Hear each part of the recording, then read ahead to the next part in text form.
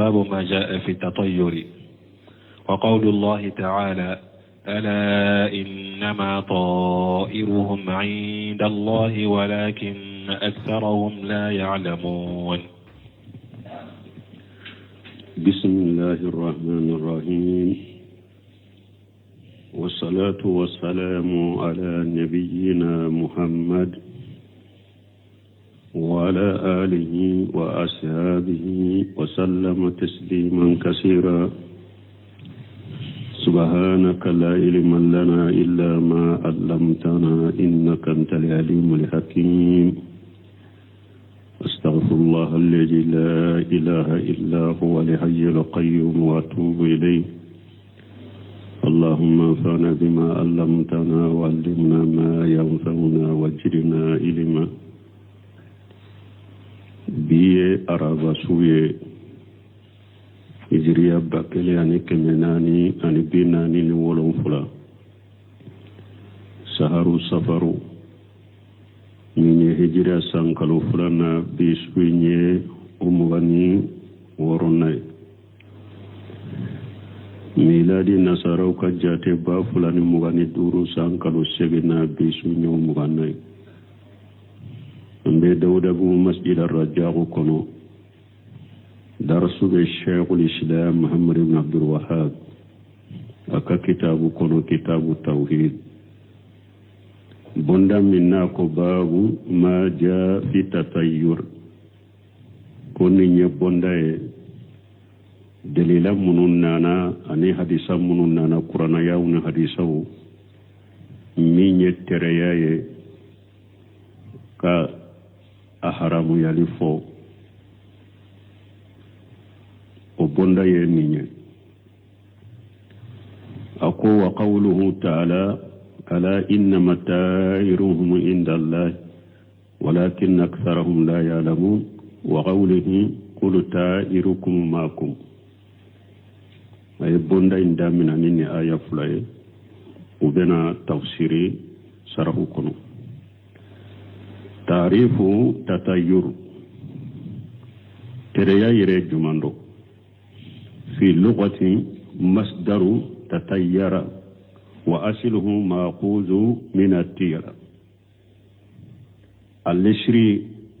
من لندو كبو تيارا دمك كنو لأن العرب يتساءمون أو يتفاءلون بالطيور على الطريقة المعروفة عندهم بججر الطير. عربو utumbe kojugu jatemina ube hera utumbu jatemina ni kono uye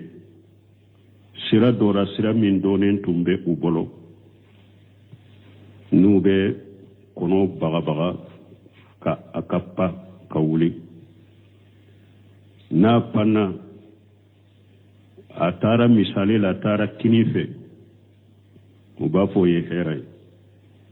okoma sina ubafe ka koma sina minko ubafo hera benin kola nu ye kono yunguli apanna kata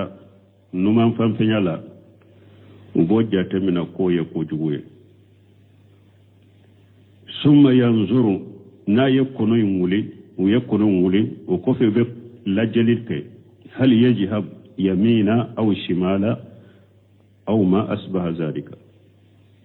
نو يكونوا مولو بكونوا إلاجي يالا كونوا بيتا كيني وبا بيتا نوما وبا أنا نغرا مسألة كتانية في وبا كساقي فإذا جهب إلى الجهة التي فيها تيمن أقدم نكونوا ينتارني فاني فامن نو أولو جاتي هيرا كوي ubake ka ko min ke ubake misali la na abu bolo ni kono tarani kini we hera de na tarani num ewa nyefele we hera de ni kono impanna atarani kini ubo ko inte ube ni kono impanna tarani nyefele ubo ko aboke au fihi tasaum ajhama ube ni kono impanto na pana kata yoro dola yoro mi na be ulu bolo ye ko jugude ahjama tumbe ko min ka be jo atake abe ko intoy misali la ni kono impanna kata numandela ulu bolo na tara numan kono yo ko jugude ni furura te doala na beta tama de la besagi ateta lugala tatayuru yeninde amma fil istilahi fahiya tasaum bi mara'i aw masmui me istilahu kono tatayuru ye munye ka kojugu jatemina ye fenna ube mefe min be ye ube min be me wa haja min al umur nadirati ni nye kownu ye ko munu nadirido nu keli mancha lianna al qaliba anna al luqata awsan min al islahi mana ni nye koye ko minye nadiriye ya istilahu ode yurwara katme luqaka o ye nadiriye lianna al qaliba anna luqatan awsan min al istilahi kachaya lugha ode korobe chaya katme istilahuka me ya istilahu koro chayara katme lugha ka ko yen nadri lianna li istilaha yudqilu alal alfazi quyuda taqussuha parce que istilahu bedo kuma udode la kuma munu sirlenne ni ko wiye ko munu kerekera nuye mislu salatu lughatan du'a misali la lugha la nu ko salli lugha la du'a dedo wa fil istilahi aqassu min ad-du'a mais istilahu la ewa salli kere lendo istilahu la kateme lugha ka parce que istilahu la salli oye bato mi ni kuma ube fwa kono kala ube fwa kono ruku bala sujuru bala wa kadhalika jakatun wa khayruha ewa jakka fana bo chogola lugha la jakka yede annimaw jidili mais istilahu la bato de ko do kere nay وإن شئت نا أجريه فقولي كافو التطير هو التصوم بمرئي أو مسموي أو معلومي نا جريه كافو كو تطير يده كوجون جاتمنا في نيتالا ube ka kojugu jatemina fe metala ube ka kojugu jatemina fe ndonena بمراء مثل لو أرى تيرا فتساءم لكونه موهسا مثال لا نية كنوية أبي كوجو ميري كنولا parce que abe yoro mi ba soro ale be kungo konona de la kelende be abe nyana filaye na ye kono ye dro abe kojugu do miri kono ina kata yerema ni nye bi marai au masmu'i misli من أهم بأمري فسمع أحد يقول للآخر يا قصران أو يا قائب فيتساءم كترياك كوجوم إيوا جاتمنا في ميتالا وبك تشودي إبا في كاكودوك مثلا إبا في كافي مسودو فرو وبي إبا في كتاما دوك إتلوبي مغدونا أباك كدوولي يا قصران ya mo perdile asran ko ye perdile aw ya khaibu ube jigilankolo ya mo jigilankolo tigi khaibu yede mo min jigilankolo ya bo ni eyen ni mem mo la sisa fatasaamu abenin jatemina ko jigo ye ne ba fe kan nin ko min kan nin kuma benna ngana do nin ko nan ni ko jigo de nema kusuranu ne ba fe kan nin furake ni furu inke ne fule kamesha ko kusurano ne ba fe kan nintama inke ne tilo bala ko kusurano donc kana do nintama lambe perdi ngana do nin furula nimbe ma perdi ube ya khaibu abe ko jugu mine abe ni miri ko jugu e kata yerema abo ko intoe aw malumi katasawumi bi badil ayami aw badi suhuri aw badi sanawati fa hadhihi la tura wa la tusma'u kateriya keni fendonen fanaye ka kojugu do fendonen dola teriya be keni aye masala ka fenjugu do tilewu dola ni do ba fo kalo arabalaba kami kundi amani ni nyede ka tereya ka kojugu ke do ndola ube ni ndo masina furu manyi ube ni ndo masina tama manyi au badi suhur ube kalo do kome akalo keren na nyere bena bondala saharu safaru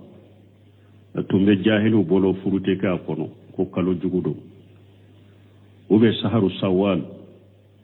minye sungalo salli kalo atumbe jahilu bolo ko niye muso furu akono muso iche yi furu sungalo ewa salli kalo la ko ate kife o tumbe jahilu bolo me ciiden ka sa sahalu nyana ko cinya ciiden ya amba sheto ani awa sauda ciiden yu furu minye sungalo salli kalo de la o de to badu suhuri ube kalo do ube tere yake ni kalo do ka kojugu do kalo do la au badu sanawati ube saundo a ni sai bala uba kono de ni sai beka sabati de fitina be ni sai kono mo kana tama kono fa hajihi munu fulenni nye la tura nununte ye wala tusma uteme me mo be tere yake nuye donc ube kalo do ube saundo walam ikado anna tatayyura yunafi tawhida tereya ani tawhidi teta tereya ni tawhidi te nyugonta uteta wajhu munafatihi lahu min wajhayn togodi ni tereya ni tawhidi teta ute nyugonta la halafula al awwalu folo أن المتطير قطع توكله على الله وأتمر على خير الله فلو مغمن بترياك أي كاكو شمبي لي علامة يو أتيجي كي إشينشي على تنادك إكاكو شمبي لي علامة يو أتيجي كي إشينشي على تناك وني تاويري تتا هذا مريم بيكاكو بشينشي على دكا meni ka ko sinshili bo alaka ku dilo damfe murela oni tawhidi teta kele asani fulana annahu ta'allaqa bi amri Allah haqiqatan lahu iduskun dilo kola idilo la kola kol mi haqiqa yerete bal huwa wahamu wa taqyilu komune ndo drop komune ani taqyilu min beke hada maden yakoro chogoya dola kasurato chogola fa ayyu rabitati baina hajali amri wa baina ma yahsulu lahu efuleka idusuku ikako dilo ninko minna siri nyogonya jumambo o koyi ani mimbe esro siri nyogonya jumambo ulu nyogonje siri nyogonya ten nono nyogonje wa haja la sakka annahu yuqillu bi tawhid shikatala nimbe defoke hada madenka tawhidila lianna tawhida ibadatun wa isti'anatun parce que tawhidi koroye bato ani demenene tawhidi bato ni demenene de qala ta'ala alakum masamin korota alim iyyaka na'budu wa iyyaka nasta'in ambe ala kelem tawde bato ambe demenini ala kelem tawde fe suratu fatiha kono wa qala ta'ala alakum masamin korota aleno fa'buduhu wa tawakkal alayhi suratu huda kono kemeni mugani saba alabato ikika ko shinshi alaka donc demenini ani bato demenini nunu nye bato de fatiha aratu muharramatu awa tereya haramu dedo tereya haramu de wa hiya munafiyatu litawhid kama sabaga awa be tawhid gede ani tawhid te nyogonta kumi afora kateme togomi wal mutatayyiru la yakhlu min halayn mu'min be tereya ke fana akakko te bolla halafula dola kelen kono al awwalu folo anyuhu jama wa yastajiba li haji tirati wa yadali amala tereya tigi ichogo folo ibake ka kominke ni tereya koy nyera ini jo ina tereya injabi ka koyintoye misali la nu ko kalo araballaba atama mani no fora do sheikha ina ikatama bila karabo kalo araballaban juguya ino ota ka jeni woye eni ikatama bila ube tumbe bara minke araballaba ina bara intoye wa haja min a'jam tatayyuri wa tasawumi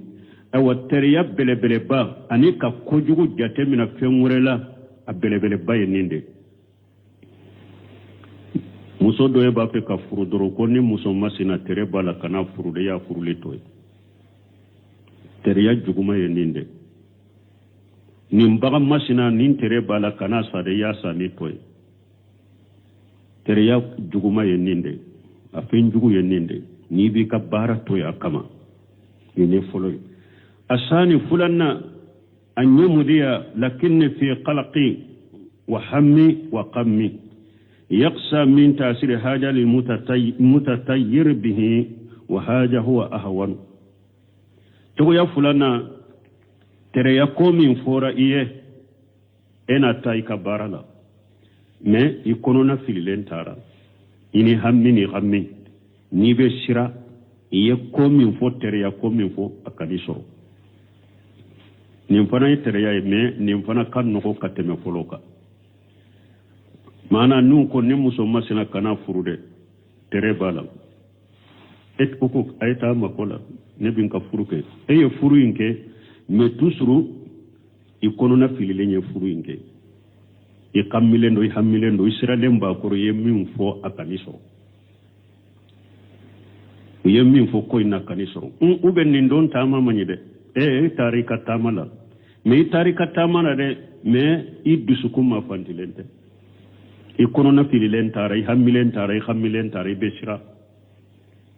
a uko beta kuma koni manyine koni nyin katamanke me israelen ba kolo min ba no fe jugoya min be do intama no fe o kaniso aw ni netere ya men nim fana kan no kateme foloka wa kullu li amrayni naqsu fi tawhidi ko fulayimbe nagasibi ka tawhidila ko fulayimbe nagasibi ka tawhidila nu ko tere ni netere ya de benina e ka barato epew nagasibi ka tawhidila me akajugu kateme fulanna ko nin koy manye ko ya eta makole yake me tusuru ifana siralende yake i jorole sirale hamile gamile ibe siratere yan kanisuru nagasibi ka tawhidila min ko fula bekke ba nagasibi ka tawhidila wa dararu alal abidi awa tora do fana jonka etara de me hammine o ye tora ni dego ye ko be torate nagasido ka tawhidila tora do jonka nin ko fula imbe bal mi ambe min fuye intaliqi ila ma turidu bin israhi sadri wa tayshir ambe min fuye amba fo tay ka barala nu yeteriya fo min ka tay ka barala idus kun ferele awa inno yale infana bara in kelila wa atamira ala allah azza wa jalla ikika koda alaka masamin ka bakurta lendo wala tushi janna billahi azza wa jalla kani jigi jugu yani alay ka fonni mbesoro la kana miri ni sila ninde kani nun ko ni muso masina furu manye iko ayta makola ya furu idusku ferele i hakilito ka tere yanyere hakilito wala ye juguma min fo yere po bina suru hakilito la yere idusku ferele nde yake ni noya de yake ki ka koda alaka i kani jigi dani i jigi jugu yani alay ka koinke ka jate mina foite eso ibe ninde kanyi nin tigide nin nagasita ka tawhidila وغير ذكر المؤلف رحمه الله في هذا الباب آيتين مؤلف الإمام محمد بن وهاب ابن عبد الوهاب آية فلافو نمبوندا كونو kasana ngado aya nazura teriya infana ko anti tila yoro masabado si sabunu simu yemminfu fulay mbe mani nagasibi ka tawhidila u konnin ko masina mani de eyi ka bara to ya kama tore ya juguma ye bode parce que e fule ka e mi dusukundiro ala la sisa de eyi dusukundiro damfende la sisa nagasibi ka tawhidila fulana u konnin ko sugu tere bala ni mani de iyake me israelen nyake nagasibi ka tawhidila fula sabana u konnin ko sugu tere bala ni mani de eyake dusukun ferele ka keni nogoyaye imu ka ko injatere ta miriere ko fembi esoro la ire eyi jiginyani alay ko ko bere ala de boliya ko da alaka kente etala donc nambora o yerola ako muallifu ko aye aya fulafo al ayatul ula qawluhu ta'ala aya folo alaka kuma masamin korota lendo ala innama ta'iruhum indallah tereya aka tereya abora ala defe tora min bawka abora ala defe هذه الآية نزلت في قوم موسى كما حكى الله عنه في قوله ni aya jigina Musa ka mogo ka kibariya de la comme ala ya foanye chogomi masamin korotale no ala innama ta'iruhum indallah ni aya jigina Musa ka mogo ka kibariya de la fi qawli alaka kumala wa in tusibuhum sayi'atu yatayyaru bi Musa wa man ma'ahu tumami ala ya Musa ni Haruna ayu ci Firauna na ka jamama Firauna na ka jamatun kera wa in tusibuhum sayi'atu ni kojugu yuso yatayyaru bi Musa wa man ma'ahu ubetter yake ni Musa de ani mu wonu mu fralembe Musa ka Musa ni akamugo ulude tora ulude kera sababu ni tora ya ansoro Firauna na ka jamatum benin defo qala Allah ta'ala alakum masamin korota lendo ala inna mata'iruhum indallah alakum Musa ku jabi ay tora mimbe auka ante de aka tora ayaw soro kabo ala defe mana be ala soso minna de wala soso ala de tora la sawmana kala soso sababu aunte mana la nyine yemunye mana yemunye yatayyaru bi Musa wa man mahu ay annahu idha jaahum li bala'u wal jadabu wal qahatu bo Firauna e wa Musa kam o tunkera ni balawu nanuma wa jadabu ani ni dugu kolo jara sene ke feun jara wal qahatu ni sanji dese yusro qalu haja min Musa wa ashabihi o bafu ne nyansoro ni Musa na ka to nyude Musa na ka to nyude sababu yenenye ni yayi an ka dugu kolo jara an ka jiwu jara ni yayi an te sanji soro balawu yan soro nonu yan soro ni Musa na ka mo sababu de Musa na ka to nyude sababu do fa abtala Allah hajiri aqidatan biqawlihi ala yanni aqidatiya na ka kumai ala inna mata'iruhum indallah akwai tora min bauka aka tora imbora ala de fenne ala ya Allah shamu na ka junubu sababu qawluhu nako ala inna mata'iruhum indallah ala adatu li adatu istifitahi ni ba fi ka kuma dayele kuma damina ka dayele o harafu de alai tufidu tanbiha wa tawkida ala be munyira mana ika kunu iki itiloma jo iki hakili jo ani ka kumai ka gelaya ika wa inma adatu hasri inma ubafu adatu hasri ka kobbe faranyogon ka danke ninye wa qawluhu ta'iruhum mubtadaw wa inda allahi qabaru ولمعنى أن ما يشيبه من الجدب والقحة ليس من موسى وقومه كما لن ينموني موسى كم مغو فرعون ناكا جماع دوغو كلو أكاد جيو جالي منو نياو سرو سانجي دسي من نياو سرو ليس من موسى وقومه موسى ناكا مغو تيري ولكنه من الله ميابورا على دفي فهو الذي قدره ولا علاقة لموسى وقومه به على دي ولا تراكا موسى ناكا مغو نوتن لنا كوي موسى ناكا مغو كوتن لنا جو جادي منو نياو سرو سانجي دسي منو نياو سرو الله تيكا بورا على دي في على دي الله تيكا اوكا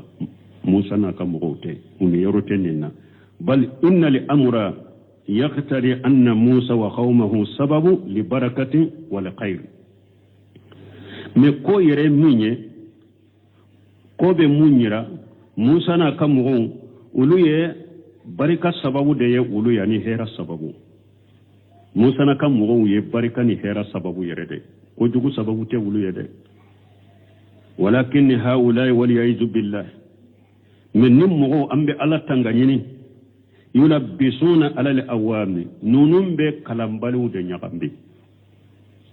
wa yuwahimuna an-nasa khilafa al-waqi ube fendo de mu hada madunye mun te keneka ubode mu hada madawunye ko yira hada madawuna to balmo ciyali karaw bo nin to da depi galede yulabbisuna lal awam ويوهمون خلاف يوهمون الناس خلاف الواقع ciyali kala caman be nin cogo depi gale ube kalambalu nyagambide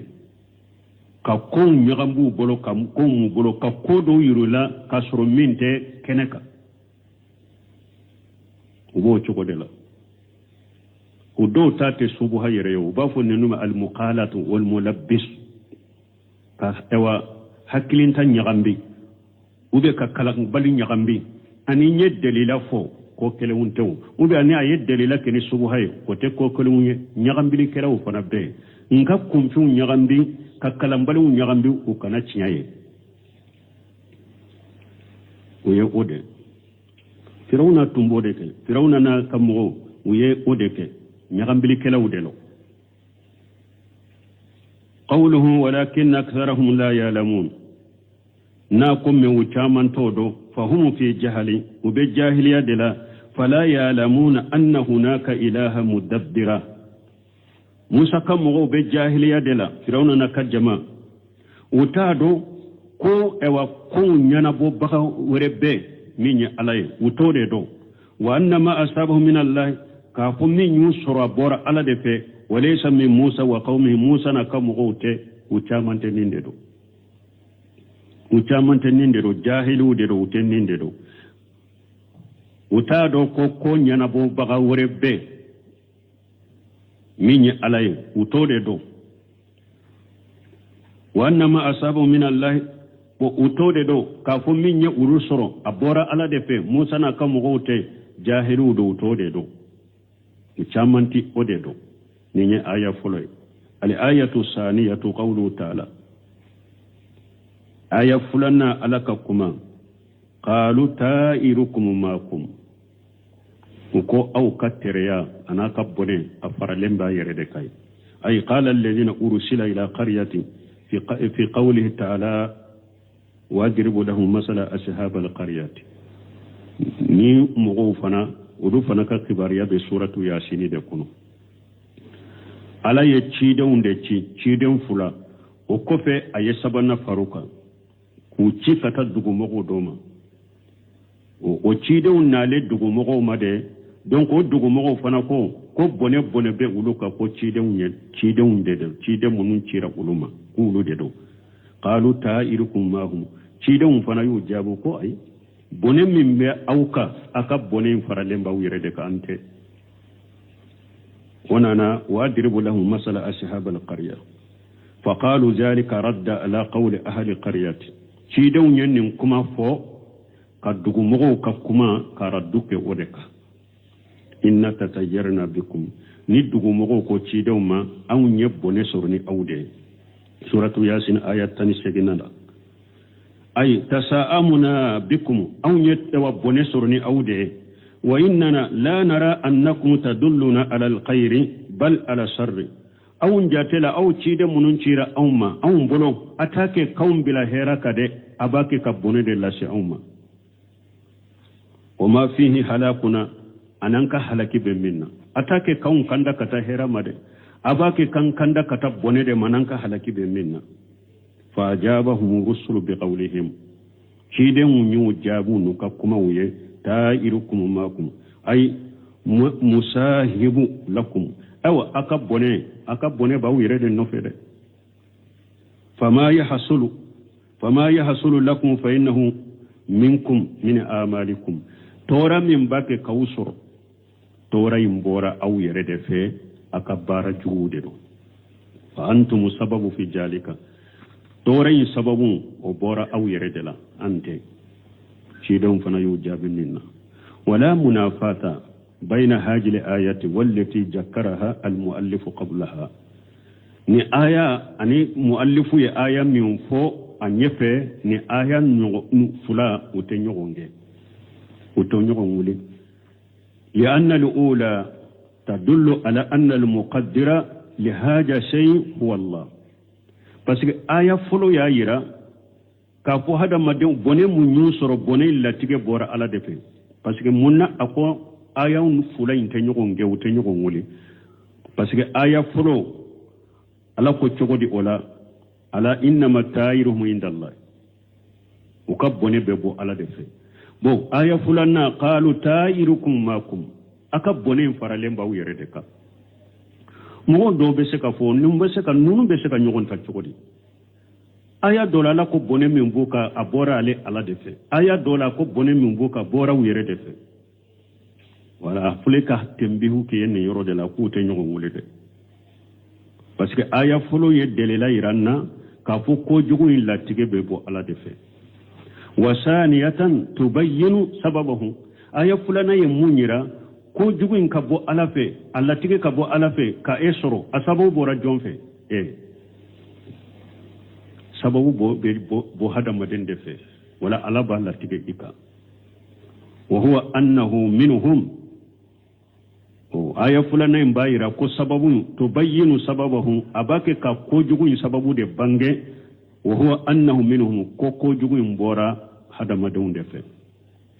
wa hum fil haqiqati ta'iruhum ma hum ulu haqiqala ukabbone faralembu yeredeka ay tasawum alhasilu alaihim bone mu nyusoro ma hum mulajimu lahum bone faralembe ulude ka be ulu yerede nufe li anna amalahum tastalijimuhu parce que o ka bara inde ye bone bila uka bara jugu kama qala taala comme ni alakum masamin korotaleno jahara al fasadu fil barri wal bahri bima kasabati aydin nas alako chinyale bangera dugukolo ko kanaka ani baju ni hadamaden ka bolo ye junubu minun bara wa qala ta'ala ko walau anna ahla alqura amanu wattaqaw la fatahna alaihim barakatun minas samai wal ardi walakin kajjabu faghajnahum bima kanu yaksibun suratul araf kono alako ni dugumugo nutul limanani ni alay kasira ni alay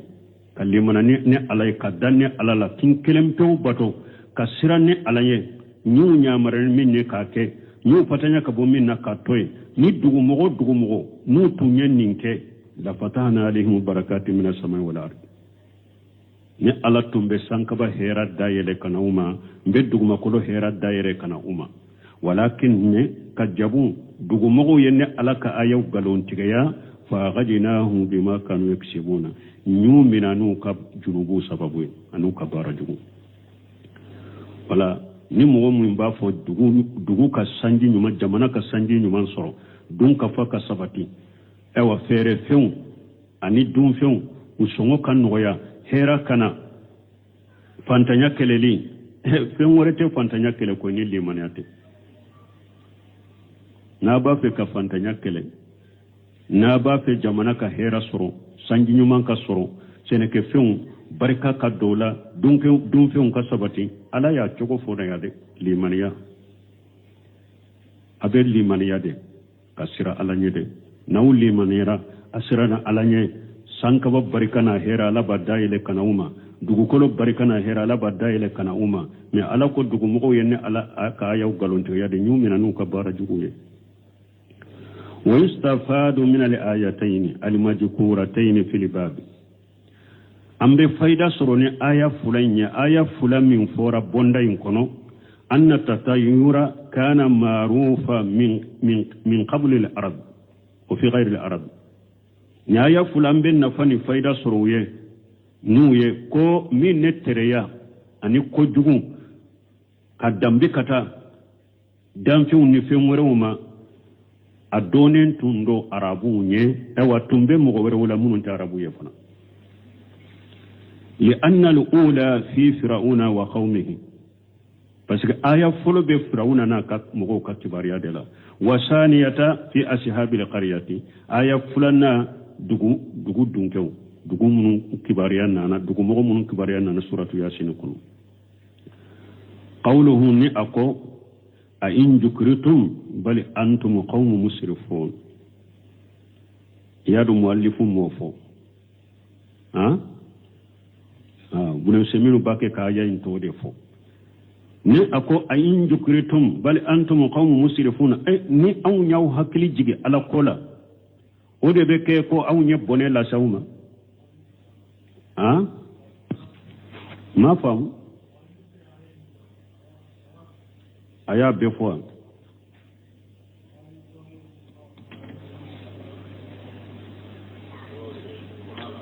no an katabala mafo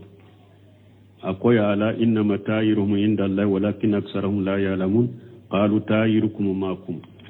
an kanu suqaddan yan min dala ayin jukritum bal antum qawmun musrifuna yanbaghi an taqifa ala qawlihi jukritum no shemi rahimahullah ko kalan chogola akaka niyenne aya kala ayin jukritum ika waqfuke ika jo o ko fe ka fo bal antum qawm musrifun li'annaha jumlatu saratiyat parce que jumla mundo sarati de do wa jawabu sarati mahjuf sarati njabu agenendo amafo taqdiruhu amisale munye nanko akake abeke chogodi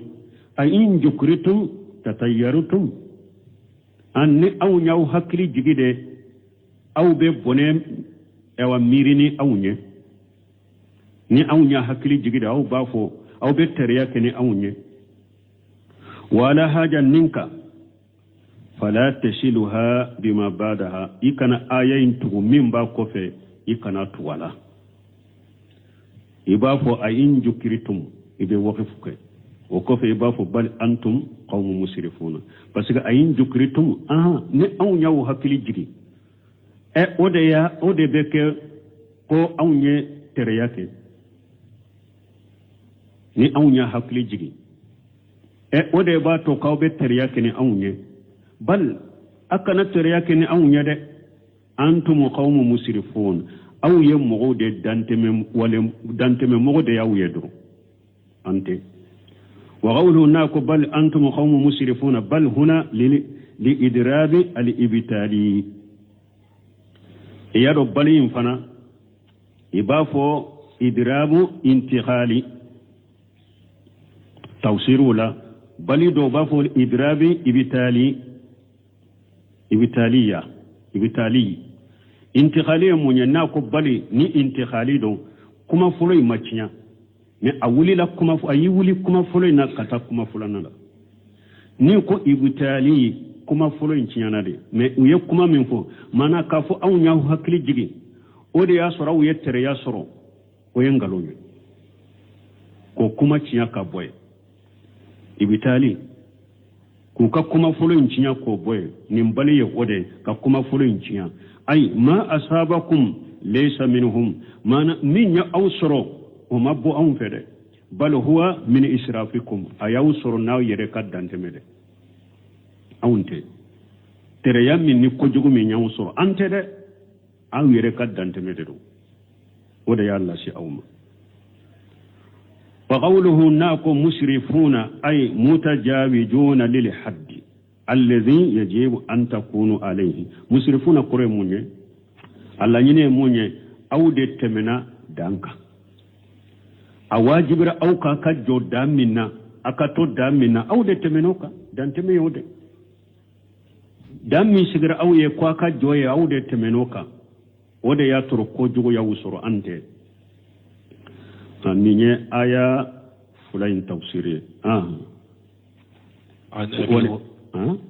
fasiganni hadisa be se kadafa ni akajja ni bebila dersu inshallah hadisan ka jabe bila derisore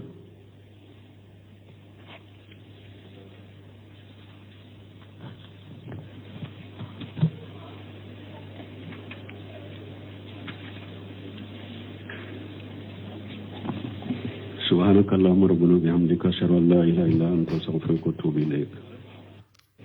أعوذ بالله